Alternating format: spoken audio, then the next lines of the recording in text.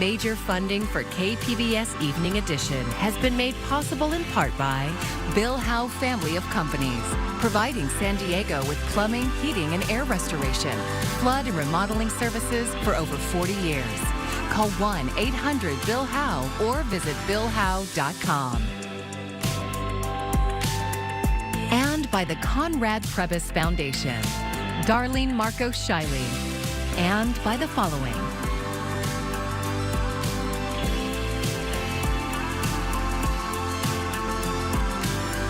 And by viewers like you. Thank you.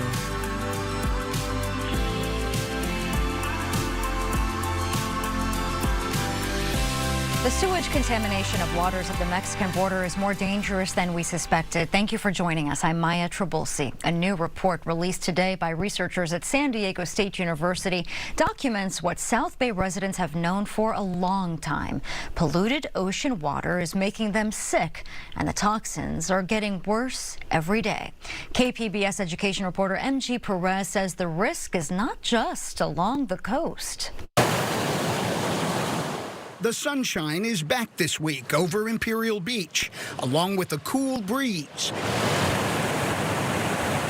and a strong warning to stay out of the water. Testing still shows this ocean water is contaminated with toxic pesticides, E. coli, human waste, and sewage that keeps flowing untreated from Mexico. We know now pragmatically that we have been using our coast when it was polluted and when we shouldn't. Our local mom and pop shops are being affected.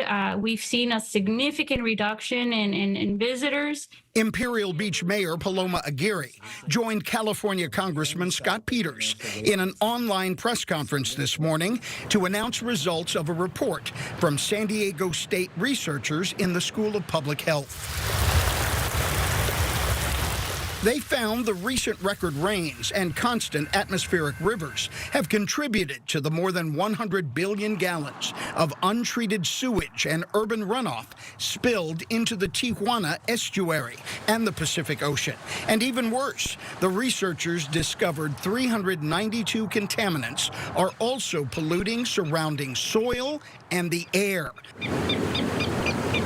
being carried by ocean spray across San Diego County. Criteria for calling this a public health crisis really sets upon this idea that there is an exposure risk because of the vast amount of contamination that is occurring. The problem is this federal South Bay sewage treatment facility on the U.S. side that has not been maintained and needs to be restored and expanded.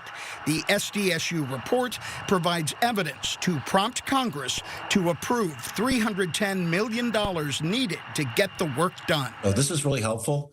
I think we have the evidence we need to show that this is a disaster, that it deserves funding, and that the federally owned treatment plant needs to be fixed by the federal government.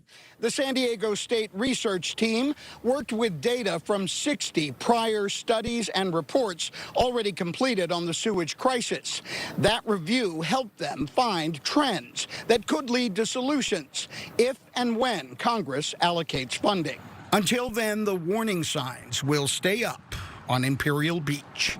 MG Perez, KPBS News. The SDSU study was commissioned by the Prebys Foundation, which is also a supporter of KPBS. Some of San Diego's recent flood victims say they're scared for what will come next, and they're demanding the city do more. Outside of City Hall this afternoon, Alliance San Diego organized a press conference inside the City Council. Inside, the City Council was getting an update from the San Diego Housing Commission on its response. Many are still staying in hotels, and some of those present today said vouchers will expire in the next day or two, adding another layer to this stressful time. We need help from the government and clothes to get dressed, housing. That's all we ask. Myself with my family have to be out at 11 o'clock in the morning. Where is everyone going? We don't know. And KPBS reached out to the city to get clarification on the hotel situation. We were told the county is taking the lead on extending accommodations and is meeting with people at several hotels in town to provide updates. The San Diego Housing Commission says it's currently providing temporary housing for more than 700 flood victims and their pets. Looking ahead, we're going to be dropping down to a low of 47 tonight. We'll have mainly clear skies, though it is going to be a little bit on the chillier side. Now, you're going to want to stay tuned to the forecast to see where temperatures go throughout the rest of the week. And when we have a chance to see more in the way of precipitation, we'll have more on that later on. The group trying to fire San Diego Gas and Electric and replace it with a municipal utility is speaking out today. KPBS environment reporter Eric Anderson says Power San Diego doesn't appreciate SDG&E's moves to stop their ballot initiative. SDG&E. Advocates hoping to buy out San Diego Gas and Electric city operations are taking swipes at the utility's recently created Political Action Committee. The Responsible Energy San Diego PAC was formed in December, and its $300,000 worth of funding all comes from the utility. Power San Diego officials say the PAC's top officers are key SDG&E employees. I guess in some ways it's SDG&E recognized the potential seriousness of this campaign, that they would form a completely SDG&E funded PAC that has one purpose, which is to oppose our ballot initiative. Power San Diego hopes to convince city voters to dump the investor-owned utility and create a municipal utility like in Los Angeles, Riverside, and Sacramento. They say the city has already looked at the issue twice. One of the outcomes of the franchise fight a few years ago was the city allocated a few $1 million to do yet another municipalization study. Two of them had already been done in the few years prior, both of them positive for municipalization. Opponents say it doesn't make sense to move forward without knowing all the costs, and they oppose a government takeover of the utility grid, arguing that the city has too many other issues that need attention. On homelessness, affordable housing, repairing our infrastructure from streets to storm drains, public safety. This would take attention away from that, and that's why we believe this is a reckless and costly measure. Union members rallied with the PAC, saying they want to protect their jobs. Backers have until May 14th to raise about 80,000 valid signatures to put the initiative on the November ballot. Eric Anderson, KPBS News. 3 Democrats are going head-to-head for State Assembly District 79, which covers much of southeast San Diego and surrounding cities to the east. KPBS reporter Jacob Ayers says there is no incumbent candidate in the election, and it's shaping up to be a competitive race. Akilah Weber has represented the 79th District since 2021, but she's now running for state Senate. Lachey Sharp-Collins, Raquel Vasquez, and Colin Parent are running to replace her, and Weber has endorsed Sharp-Collins for the seat. Sharp-Collins is an adjunct professor at SDSU who has lived in the district her whole life. She says her top priorities include addressing inequities in education, healthcare, housing, homelessness, and environmental justice. What better person to have in this office who really has walked a mile in their shoes? Because I know what racial discrimination is. I have witnessed drive-by shootings. Parent is a council member in La Mesa and CEO of Circulate San Diego. He has endorsements from a wide range of local Democrats, like Congressman Scott Peters and Assemblymember David Alvarez. Parent's top priorities for the district include homelessness, affordable housing, and road repairs. We need to give people homes, we need to get them services, we need to get them off the streets. And then housing affordability being number 2. The rent is way too high. Raquel Vasquez is the final candidate. While she doesn't have any major endorsements, she's been the mayor of Lemon Grove since 2016. Her priorities are similar to Parent and Sharp-Collins, but with some nuances. My top priorities are housing and homelessness, jobs in the economy, and public safety. And as mayor, I've successfully addressed these key areas on a local municipal level. Assembly District 79 covers much of southeast San Diego, La Mesa, El Cajon, Lemon Grove, and Spring Valley, with a total population of roughly 500,000 constituents. Jacob Ayer, KPBS News. This election season, we've gotten a lot of questions from viewers about the Central Committee contests on their ballots. Here's KPBS reporter Alexander Nguyen with an explanation. On the March 5th presidential primary ballot, after the presidential candidates, there's another party-nominated office on some voters' ballots. It's the County Central Committee, and depending on your party affiliation, you can vote for up to 6 or 9 candidates. Like the presidential election, the Central Committee election is every 4 years, and it's a little-known office for voters like Caleb Harris, who submitted this question to the KPBS Voter Hub. I want to be informed of my local candidates, specifically for County Central Committee. I'd also like to see a definition of the roles/responsibilities. To answer your question, Caleb, we went directly to the local Democratic and Republican chairs. First thing we do is we endorse our Democrats, and then we also vote on the budget, and we also support the Democrats. Becca Taylor is the chair of the San Diego Democratic Party. She says committee members also helped set the party's platform. And in between election cycles, we work to, recruit people to run for office and build up their skills and, get involved in the community. For the Republican Party, the duties are similar. We also have different jobs for each person that's on the committees, such as precinct ops, candidate recruitment, communication. So there's, each one is assigned a job to do, and that's how they contribute to the party as well. San Diego GOP Chair Paula Witzel says people elected to the Central Committee can also be selected for leadership positions in the local chapter. Another difference is that the Republican Party's Central Committee districts are based on the county supervisorial districts instead of the state's assembly districts like the Democratic parties. And Republican Party members can choose up to 9 candidates, while Democrats choose 6. So, how can you learn about the candidates? The parties say it's a conflict of interest for them to endorse any candidates. As a party member, you can get more involved with your local chapter and learn about the candidates. If you have any questions about the ballot like this one, drop us a line at kpbs.org/voterhub and we'll try to answer them for you. In the newsroom, Alexander Nguyen, KPBS News. I'm Amna Nawaz. Tonight on the NewsHour, the future of the latest aid package to Ukraine and Israel in a divided Congress. That's coming up at 7 after Evening Edition on KPBS. The oldest black student newspaper in the U.S. just joined the Century Club. The Hilltop from Howard University made its debut 100 years ago. Although just like most long-running organizations, there have been some bumps in the road. Staffers say they believe the future still looks bright. Michelle Marsh reports.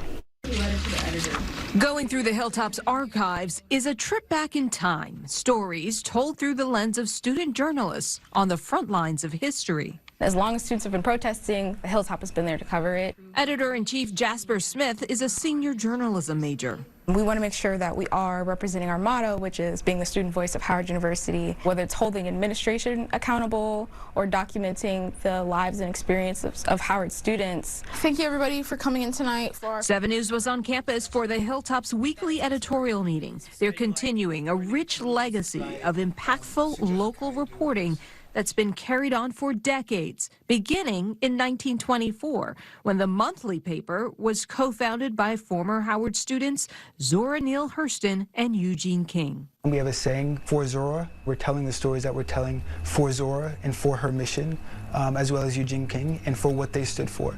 Junior history major and campus editor J.D. Jean-Jacques says that mission was laid out in the Hilltop's first issue on January 22nd, 1924. The first story ever written was about registration problems on campus, and that was something that they wrote because they felt they needed to advocate on behalf of students. Was there ever a point where the Hilltop was in jeopardy? In the mid-'80s, the Hilltop did have some internal conflict, and at one point, the editor-in-chief had fired all of her staff except one editor. The now weekly online publication evolving with time and technology, proving its staying power. The whole organization knows that this is a professional news publication. This is not a club. We're training ourselves to be reporters, to be journalists, to be people who are intellectually curious about our surroundings. Where do you see the Hilltop going? What is on the horizon? Hopefully in 10 years from now, we'll have, doubled our audience. We really have the opportunity to to become a daily news publication. I think some of the collegiate newspapers that we read, that we look at, are doing exactly that. And we believe that we have just as much talent as they do. New legislation aims to reduce pregnancy-related deaths for Black Californians. Attorney General Rob Bonta and the California Legislative Black Caucus announced the new bill during a press conference yesterday. The new bill would expand on Senate Bill 464, which requires that perinatal care providers at hospitals and other healthcare facilities receive implicit bias training. Now, this new bill would require all employees who interact with pregnant patients receive training. The bill also establishes a June 2025 deadline by which that training would need to be completed statewide. Our bill would further strengthen California's resolve to provide equitable, high-quality, culturally appropriate health care for all patients. It would better enable us to truly take on the insidious implicit bias that's tearing families apart. And most importantly, not being overly dramatic here, it'll save lives. Hospitals and healthcare facilities will also be required to publish compliance information online and report to the state every February thereafter. Non-compliant facilities face penalties of $10,000 for a first-time violation and $25,000 for subsequent violations. Isolation may no longer be necessary for some with COVID-19. The Washington Post reported today the CDC is expected to ease guidance this spring. People who have been fever-free for 24 hours and have mild or improving symptoms would no longer need to isolate. Since 2021, the CDC has said people should isolate for at least 5 days after a positive test. This change would bring COVID-19 guidance in line with other respiratory viruses like the flu. Tomorrow is Valentine's Day. Some couples are celebrating living together or raising a child together. But what about starting a business together? KPBS spoke to Emily Green Lake and Trevor Lake, owners of Sisters Pizza, on how they keep their relationship and their business going strong. The walls of Sisters Pizza on 4th Avenue are covered in photographs of smiling faces.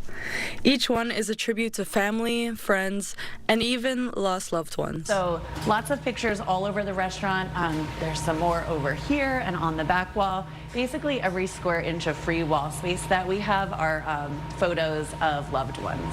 With loss and love is exactly how Sisters Pizza began. In 2016, my sister passed away very unexpectedly, and at the time I was a teacher, but my dream was to own a pizza restaurant.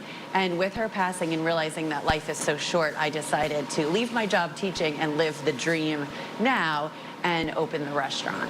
Emily Green Lake and her sister Kate always talked about opening a business together. They shared a love for pizza, and among their ideas was a small pizzeria. But when Kate passed away, Emily found that it was too much to do all on her own. That's where her husband Trevor Lake stepped in. He quit his job at an auto body shop to work full-time at Sisters Pizza. I think it's being able to see each other every day and just the interactions with people. It's nice to see Emily's personality have an opportunity to really communicate with our customer base. And we just enjoy it. The old saying goes, never mix business with pleasure. But for Emily and Trevor, it's a different story. There's a lot of positives, there are some negatives, but really when you have the ability to work with someone that you love and someone that you like and someone you think's funny, there's no replacement for that. People talk about like their work wife or their work husband, and we actually have that, like for real. So there's more positives than negatives. It is a challenge, but it's worth it. But of course, running a small business is no easy task. I would say for any couple or any one person in a couple that's opening a business that your partner is going to be involved, it's probably impossible to just completely compartmentalize one from the other, because small business ownership especially, it's such a huge responsibility, and there's so much that goes into it that if you are in a partnership, it's automatically going to be the other person's baby too. They say keeping the restaurant going also brings them closer to the community. In a restaurant, you work every holiday together. You work nights together. So there's a lot of friendship and community. That's the best part. Her advice to aspiring couples in business? Be patient with one another, especially in the beginning when you're figuring things out. There's no right answer. And so just understanding that both of you are learning at the same time. So no one's the expert. So just kind of work together to make it happen, because if you don't have patience, it won't work. Soon, Emily plans on going on a short trip with old friends. Because of her husband, she doesn't have to worry about Sister's Pizza while she's gone. I'm going to be going away for a few days next week, and I feel 100% confident being away from the business, knowing that Trevor's there to hold down the fort. And I mean, even if I'm gone for a few hours, I know that he has my back. So that's a really great feeling. I'm Katerina Portela for KPBS.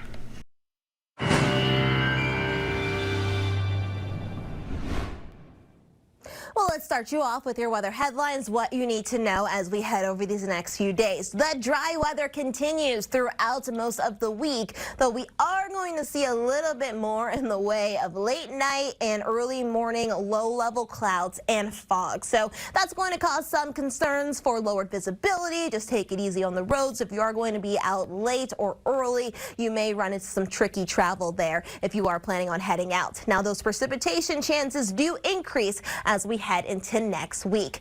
Across San Diego County for tonight, we are dropping down to lows in the 40s there along the coast. Oceanside 43, again San Diego 47, Ramona 35, and then as we make our way even further inland, Borrego Springs 42 and Mount Laguna 36. As for our Wednesday, for Valentine's Day, you're not going to run into too many problems. Mild here across most of the southwest, though. Points further north, we are talking a little bit more in the way of rain and even some snow.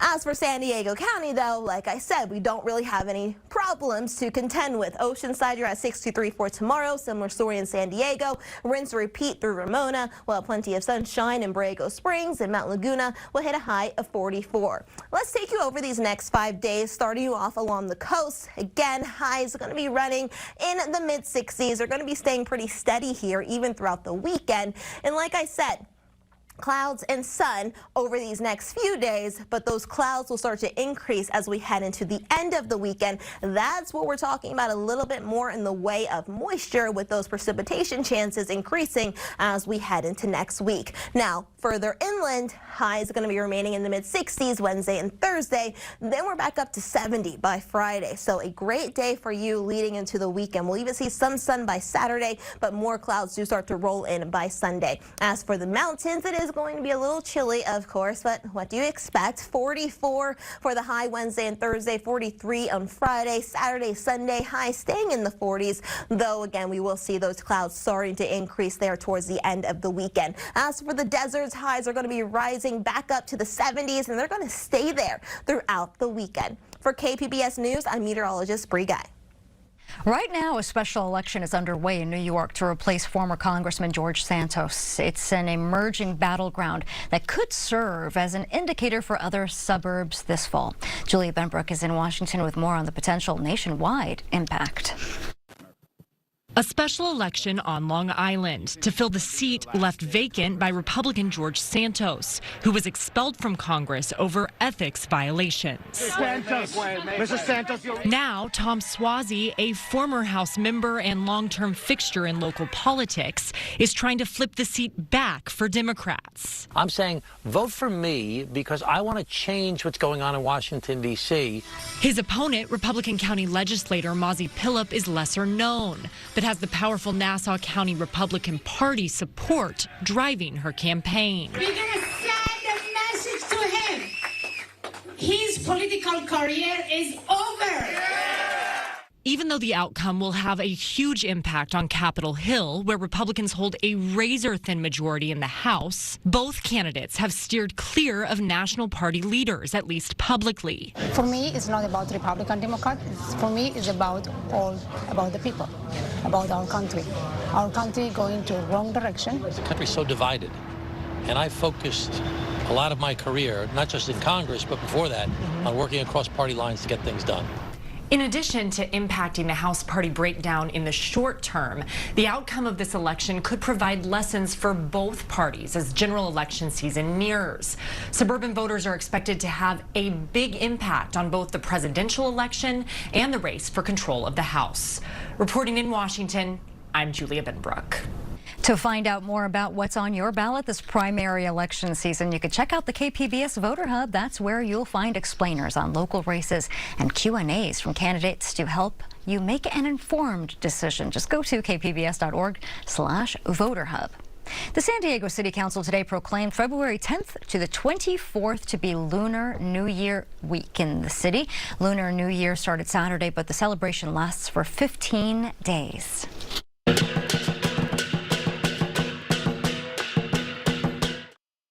And to mark the occasion, the San Diego Lucky Lion Dancers blessed the council chambers to bring in good luck for the new year. They were joined by various community groups who put on Lunar New Year celebrations throughout the city. Councilmember Kent Lee also made a special proclamation for the entire zodiac year to be the Year of the Dragon. And here's a look at what we're working on for tomorrow. In the KPBS newsroom, NPR's Morning Edition is discussing a new study that finds Tai Chi may be better than conventional aerobic exercise at lowering blood pressure. And KPBS Midday Edition is speaking with local organizations working to help people who lost their homes and belongings in the floods on January 22nd. And you can find tonight's stories on our website, kpbs.org. Thanks for joining us. I'm Maya Trabulsi. Good night. Major funding for KPBS Evening Edition has been made possible in part by Bill Howe Family of Companies, providing San Diego with plumbing, heating, and air restoration, flood and remodeling services for over 40 years. Call 1-800-BILL-HOWE or visit billhowe.com. And by the Conrad Prebys Foundation, Darlene Marcos Shiley, and by the following.